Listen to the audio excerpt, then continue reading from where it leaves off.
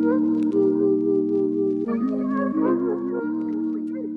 evening, beautiful people. We're here with another episode of Game Day Grace. It's your boy, Cory Mose. David Schiele is out today, so I'm riding solo, but I also have a friend here that I just met, and I can't wait to speak and talk more about his life. The athletic director of Pepperdine University, Tanner Gardner. Tanner, how you doing today? I'm doing great, thank you. It's really good to be with you and grateful for the opportunity.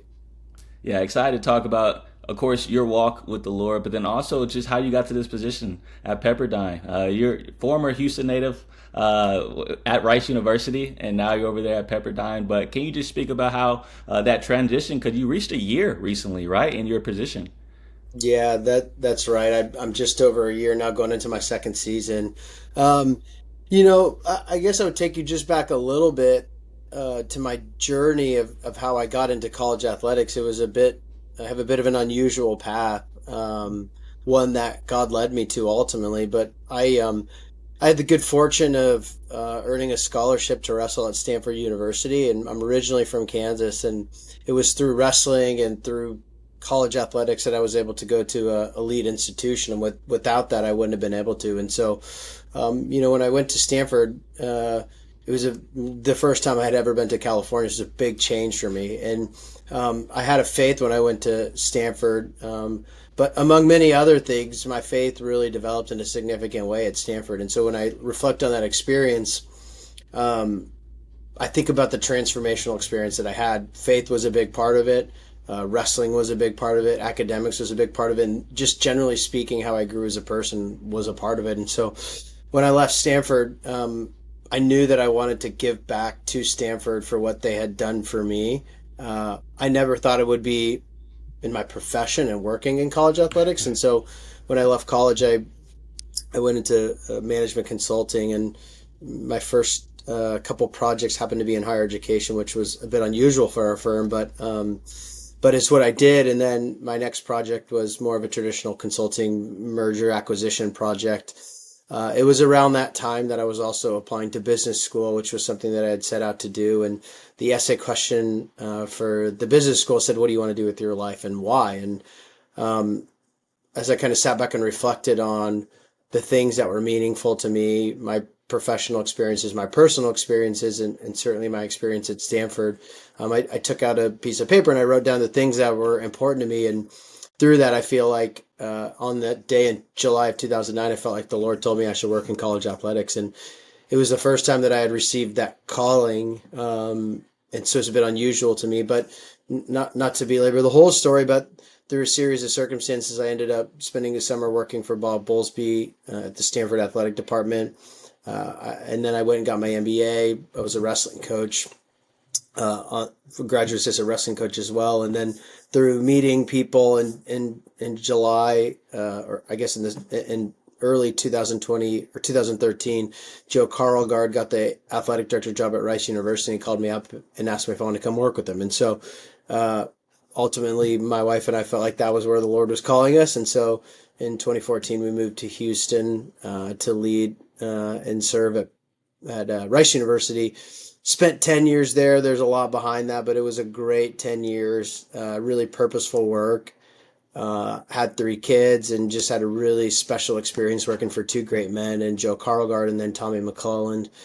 And then just over a year ago, the Lord called us to Malibu to lead at Pepperdine, which gets us here today. First off, you didn't give yourself enough credit, Tanner. You just said you got a scholarship at Stanford. This dude didn't just get a scholarship.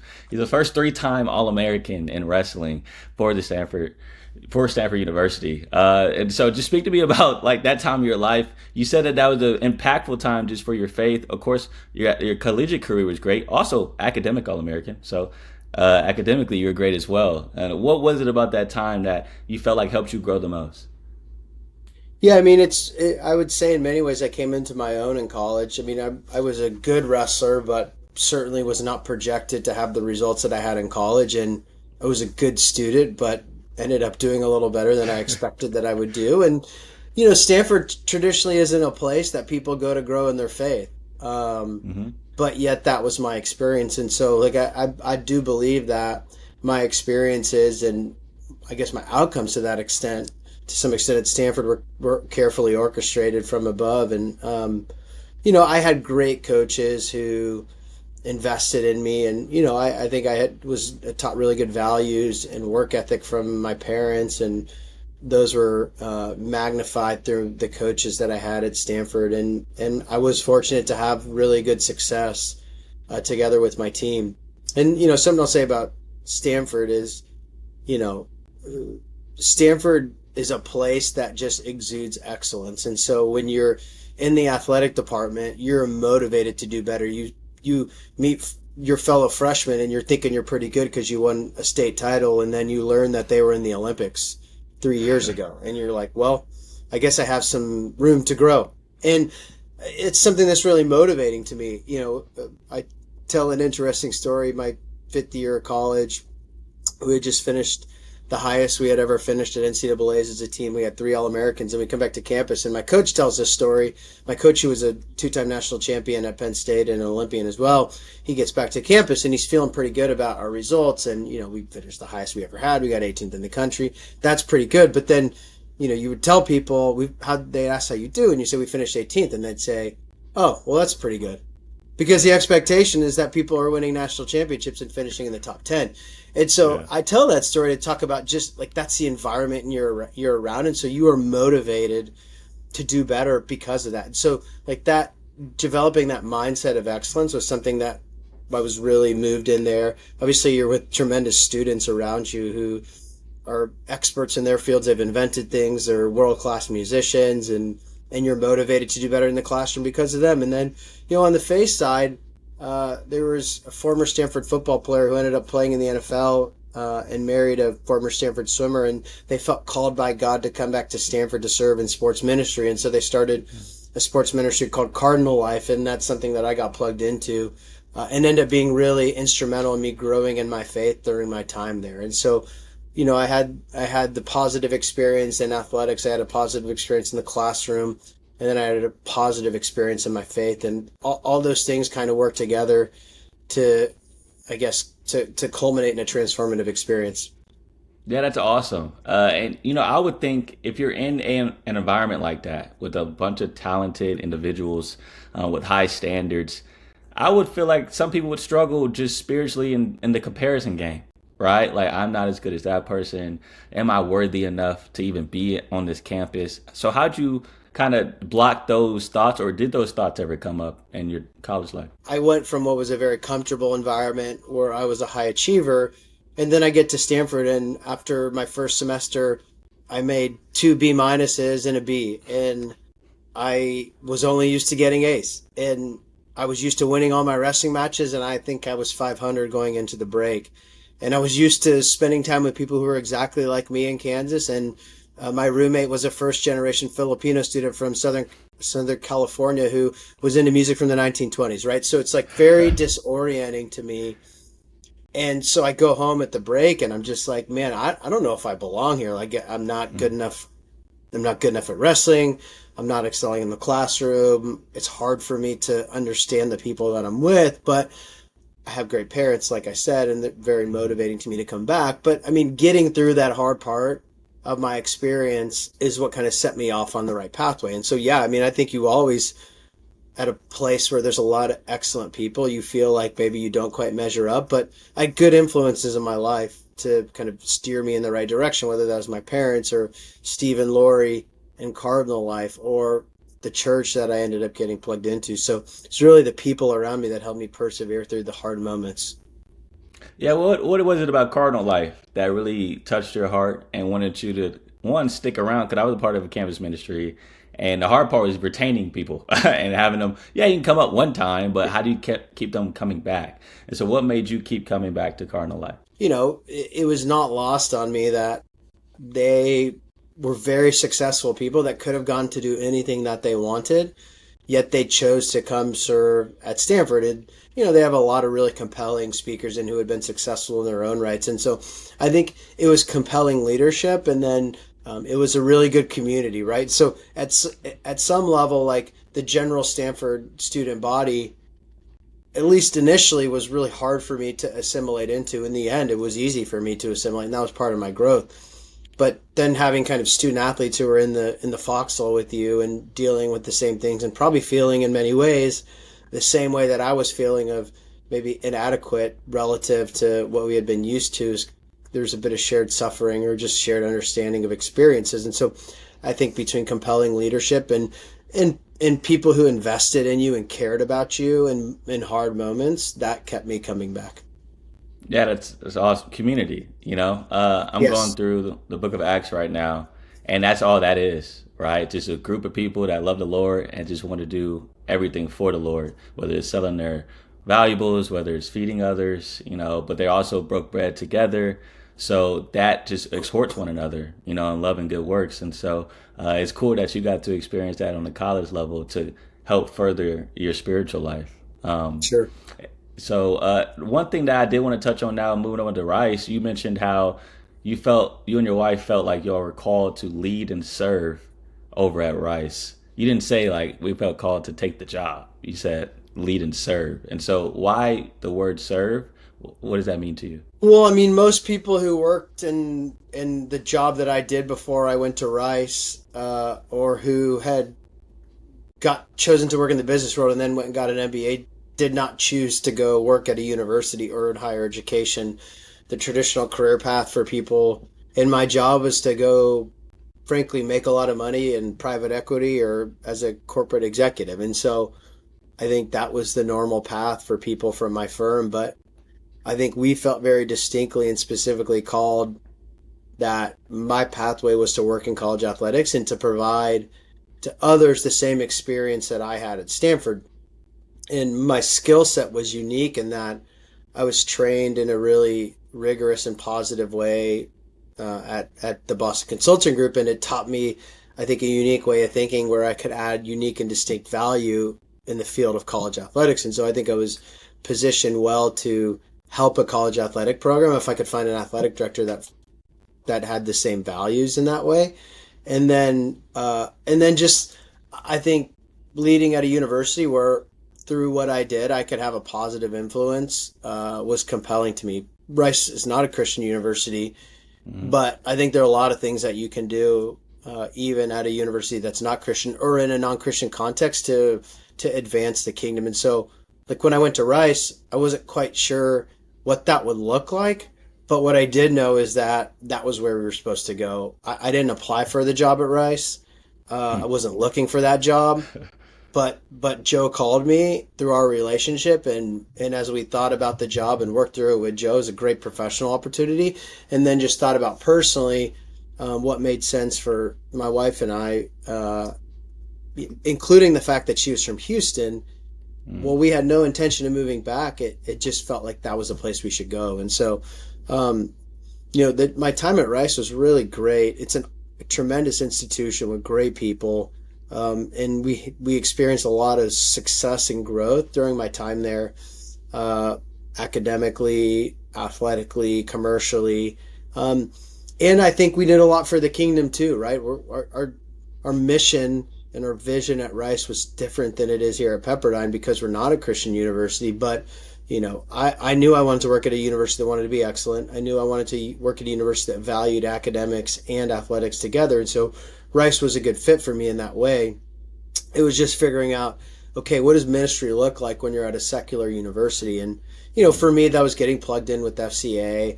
It was in the way that I carried myself. I don't think I walked around and told people I'm a Christian, but I think everyone knew after a certain period of time what I was about, and what my values were. Yeah, and what was that like trying to not toe the line, but like you said, it's not a Christian university, and you're in a management position where, like you said, a lot of eyes are on you, and so the way you carry yourself is a big deal because that's how people know and see your light. And so, what was that kind of transition like for you to be open with your faith, but of course, not overbearing? Yeah, I mean, certainly, never be unashamed about the gospel as the Bible tells us. And I think that's how I live my life, right? By no means was I perfect. I, I certainly made mistakes and sinned, so to speak. But once again, I think the way that I carried myself gave me influence. And then fortunately we had some good successes, and so it gave me influence. And so I think we talk about earning the right to be heard, and kind of when you're thinking about ministry. And I think through competency and excellence, you earn the right to be heard. And so I think when you see compelling people in your life that are having success and you want to learn from them and what makes them tick, and I think the Lord gave me good favor in that way, and just opportunities to interact with coaches, kind of the people who worked with me, or student athletes then. I think there were just a lot of opportunities. But I will say it wasn't something that was perfectly clear all the time. And I would often say, like, I'm constantly asking God what it looks like to do ministry, my Mm. ministry within a secular university. I know that I was called here, and I know that I need to be excellent in my job. That's very clear. What does it look like then to be a minister of the gospel in this kind of environment? And even after 10 years, I don't know that I got to the a firm answer to that, nor do I know that I needed to, but I do know that there was a lot of positive influence that came out of it. See, that's something that if you're listening to the pod, that's very intriguing to me. The way that you're asking the Lord, how can I serve you at this university? Not just, of course, thanking and being grateful for the opportunity, but okay, now that I'm here, how can I be used? Why did you feel the need to continue to have that prayer? Did you just have that tug from the Spirit, or? Yeah, I mean, I think once again, like, I feel very fortunate in my life that I got a calling from God what I was supposed to do. I think that's Mm, very it was I think it's quite rare that people in a distinct way hear that. And so that weighs heavy on me, that like I'm not just I was specifically called to do something. And so the Lord gave me that opportunity, which, like, on paper is a very it's a significant opportunity that people who, I don't know how old I was when I went there, 29 years old, that there weren't many 29-year-olds yeah. around who were in my position. And so I took that seriously, and the Lord didn't give it to me to build my own kingdom, and that was very clear. And so Mm, I think when your mindset is on building the Lord's kingdom versus building your own kingdom, then I just think you take a different approach. And by no means am I saying I'm perfect. I have great pride too. Don't get me wrong, and I'm constantly figuring out how can I have more humility in my life. I think that's a struggle that I work through. But I think the Lord has given me a mind to go back to how can I serve you in what I'm doing, because if I was doing if I was pursuing a professional career that maximized me, then I wouldn't be doing what I'm doing right now.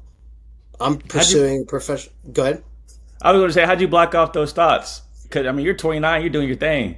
I can imagine like, oh, I'm that dude. I mean, I think I think it's personal experience, right? Like, I Okay. can't explain how much my life was changed by going to Stanford. You see, like, but I didn't come from a bad background, so to speak. But Mm-hmm. people in Barryton, Kansas, didn't go to Stanford. They didn't. They rarely went to be student athletes in college, right? And my classmates at Shawnee Heights High School in Barryton, Kansas, they went on to do great things too, just different things, right? Yet, like, I got to go to the number one or top five institution in the United States. I'd never heard of Stanford before I got a letter from them. I had never been to Mm, California before I took my recruiting trip. And so, like, I can't emphasize how life changing that experience was for me. And so it was such a deep and meaningful experience. And like, I tell this story all the time about how much it changed me. And so, like, to when I think about college athletics, or your time as a university, you're getting a chance to influence young men and women at the most influential time of their life, I would argue, right? They're yeah. leaving their house where they've kind of been taught a certain set of values, and then for the first time in their life, usually they are free to make decisions and be who they are. And for me, I had people that came alongside me and helped me to be the person that God called me to be. And so that's very clear that that's why I'm doing what I'm doing. And so I think, yeah, like, there are times when I look at my colleagues from BCG who were partners or started their own company or did this or that, and thinking like, well, that would be compelling too. But at the same time, like, I continued to, and I continue to feel very meaningful and purposeful in what I'm doing. And I had a mentor once tell me about halfway through my time at Rice, I was having a hard year, we had grown a lot, and then we weren't growing, and we had had a lot of athletic success, and we weren't having a lot of athletic success. And I was talking to my mentor about what I should do, and I'm like, maybe this isn't what the Lord's calling me to do. And he said, no. Mm. He said, listen, I think the Lord specifically called you to Rice and to college athletics, and so if you are to leave Rice or college athletics, he needs to specifically call you away. And so short of you getting that calling, then you need to stay. And I did some different job opportunities come about during my time at Rice, but it wasn't until Pepperdine where we felt like very specifically like, all right, this is where the Lord's calling us now. It's time to leave. What was it for you? 'Cause I know a lot of people may be in that spot right now in the sense of, should I leave my job? Is there something else on the other side? When do I know God is really talking to me? What was it for you to know that Pepperdine was where God was trying to direct you to? Well, the first thing I would say to that is I think it's always dangerous to run away from things. I think you should Okay. always be running to things when you're making changes, right? So I think often if you're running away from things, it's probably you that's the issue, not the circumstance you're in. But I think when you're running to something, it's about you growing and finding a better circumstance for you. Um, you know, the story of Pepperdine is too long for a podcast of this length. Other than to say our initial response to Pepperdine was it was a great professional opportunity, which it is, but it Mm. probably wasn't where we thought we should go at that time. But the Lord nudged us really through community to really pursue it and more with more intentionality. And I think the question was, how do you know when the Lord's calling you to do something? Well, I think the Lord through the Spirit convicted us and to intentionally pursue it. And then I think community plays a big role in it. We sought Mhm. counsel from many people in our community, me, my mentors, multiple mentors. I had a group of men that I met with down there who would help counsel. We'd help counsel each other in our decisions. I talked to my mentors. We talked to our family. We went and met with our best friends for a weekend to process the decision in detail. And so I think some people, like in the moment of me hearing that I should go work in college athletics, the Lord told me that. But it's not often in my life that I hear a specific calling from the Lord. I think it more often comes through the counsel of others. And so in the case of Pepperdine, um, ultimately there were these markers kind of throughout the process that made it very clear to us that this was what we were supposed to do. And I think at the end, my wife said to me, uh, we could stay here, but that would be pursuing comfort. The Lord is calling us to a life of purpose, and that's what we're supposed to pursue. And I'm like, well, then we should go. And so we said yes. Two things in that story. One, good community. Two, good wife. Love that. Amen to that. Yeah. Love that. Love that. And the theme of community, that dates back to what you said in your college days. Like being a part of Cardinal life was big for Yep. your growth. And now people around you and the mentors that you have and the friends that you have in your everyday walk of life is huge when it comes to community. And we talked about Acts, and you see that all in that book. But like for you personally, where have you seen community kind of be a staple for you and to keep you grounded a little bit? Yeah. When we got married, uh, 13 years ago, there were two or three couples that were around the same life stage as us that we really dug in with, and to this day, they're still our best friends. And even though we don't live in the same place, we still spend time together every year. That was one of the couples I referenced spending time with. Mm.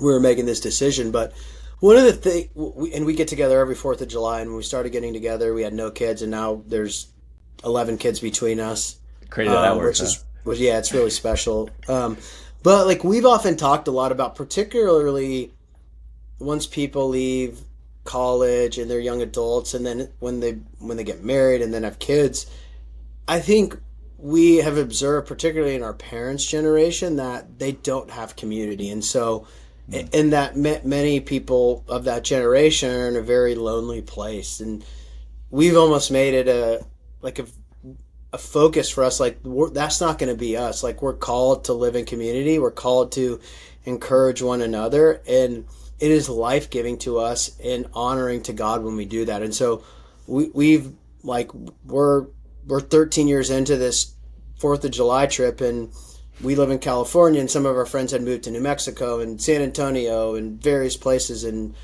we're busy, and we have all have kids, and it's hard to do this, but we're like, hey, these friendships are meaningful and valuable, and we're going to pursue them with intentionality because it matters. And 20 years from now or 30 years from now, when we're our parents' age, like, we want to have just as deep or even deeper of a friendship than that. And so I'd say that's one thing. I think the second thing Yeah. is that I would say, I think males in their 20s and maybe, especially in their 30s and 40s, generally lack community. I think it's harder to find male community in particular. And so when I was in Houston, there were a couple things that we did. One, I started this running group at my house. We met Tuesdays at 5 a.m. Yeah, it was about running, but it was more about community. And we'd run and we'd have coffee together. And my good friend and I had just moved to town.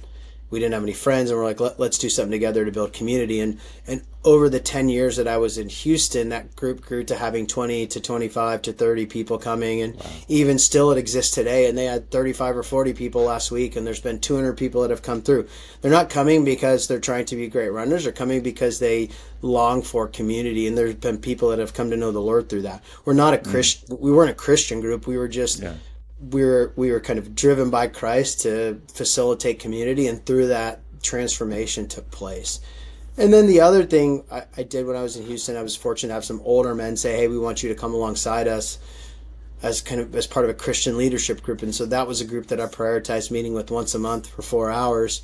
It was inconvenient for my broader life, but it was really meaningful to me. And we get together once a month and give our life updates with great transparency and vulnerability, and let others speak into the good and the hard parts of our life. And so I think find like really prioritizing community and authentic and vulnerable community is so important to our growth, not only as people, but also as Christians. Yeah, a lot of great things, Tanner. Thank you so much for saying all that, because I feel like a lot of people that are walking in the faith and they may feel lonely, is that what you described as community isn't just going to fall in your lap, right? I think a lot of the things that you just mentioned, it included sacrifice. We're talking about every 4th of July. You got a lot going on, and you don't have to book the trip, but you're sacrificing that time so then you can have a great time with the people that you care about. You talk about the run club, you're sacrificing some sleep. I know y'all used to get up early.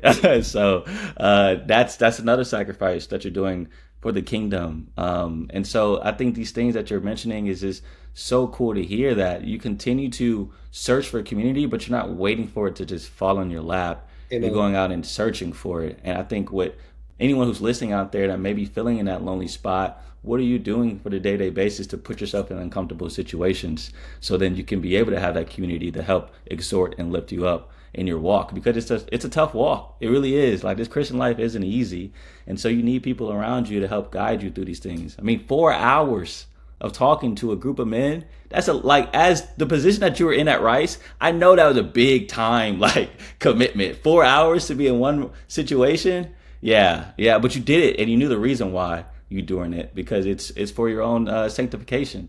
And so, yeah, that's awesome. That's so awesome to hear that, and for you to be the example of that. Well, I Last appreciate question that. for you. And Yeah. what, just one thing I'll say is, like, I think when we're talking about asking the question of like, well, what does the Lord want from me, or what does the Lord want for me to do, or what's the will for my life? I think it's not as if I'm sitting in front of the Lord every morning and He's speaking to me and I'm writing down what I'm supposed to do.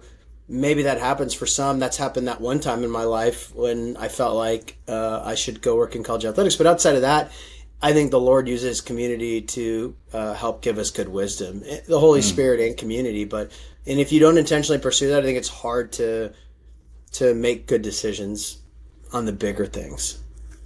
Yeah, I feel like the pursuit of Christ isn't just about your faith, but once you do believe, finding a church, going and visiting different churches is a big thing. Yeah. Going and visiting community is a big thing. Going and spreading the gospel, talking to people about the Lord, that's another thing that, like, you have to go and do it. It's not just going to fall into your lap. But last question for you. When it comes to Pepperdine, you mentioned, the duopoly between Rice and Pepperdine and two universities. Where have you seen kind of like the biggest difference in the way you can spread the gospel, talk about God at the new university that you're at now?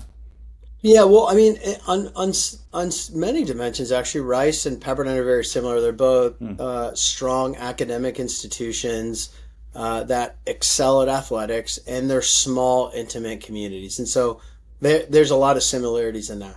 The biggest difference at Pepperdine is we're a distinctly Christian university, which was part of what compelled me to come here. We have a tremendous president and board of regents who are really focusing our institution on leaning into our founding principles. And in our in our founder's initial speech, George Pepperdine's the founder of Pepperdine, he said a number of things, but one of the things that he said was, "What we do here will be of great significance if it's guided by the hand of God."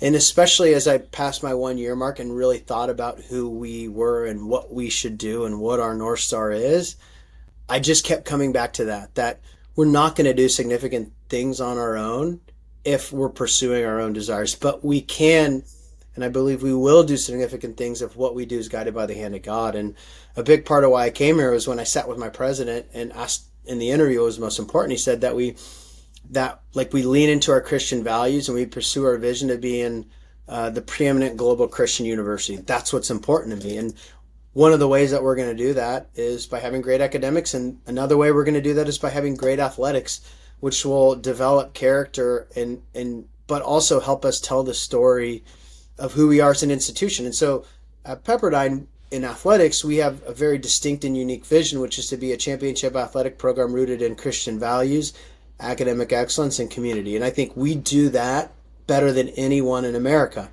And it's valued, it's something that is compelling, and it's something that helped us be very successful. I mean, I came into a really good situation. I had tremendous predecessors who set us up for success. I have a leader and a great president and President Gash, and then my other boss, Tim Perrin, who are all in on athletics, but know our why and our purpose behind what we do, which is with the foundation of that vision is Christian values. We want to be great in athletics, right? I work in a business where everyone knows how I'm doing because it can go to pepperdinewaves.com and find that out.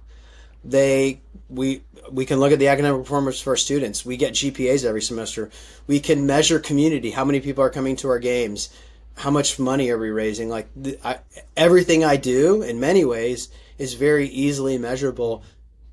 However, like our foundation is Christian values. That's not as easily measurable. But like I talk about our coaches that in our student athletes is we want to cultivate the love of Jesus in the hearts of our student athletes.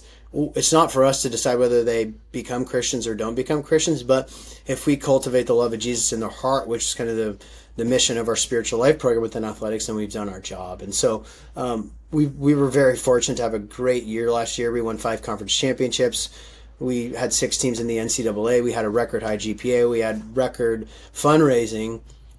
But I'll take you back to something else I said earlier. Those things are great, but they're great because it allows us to further build God's kingdom. If we fall into the trap of thinking that, wow, we did really well and that makes me great, or that even makes Pepperdine great, then we're missing out on what we're really about at Pepperdine, which is to be the preeminent global Christian institution for the purpose of glorifying God, not ourselves.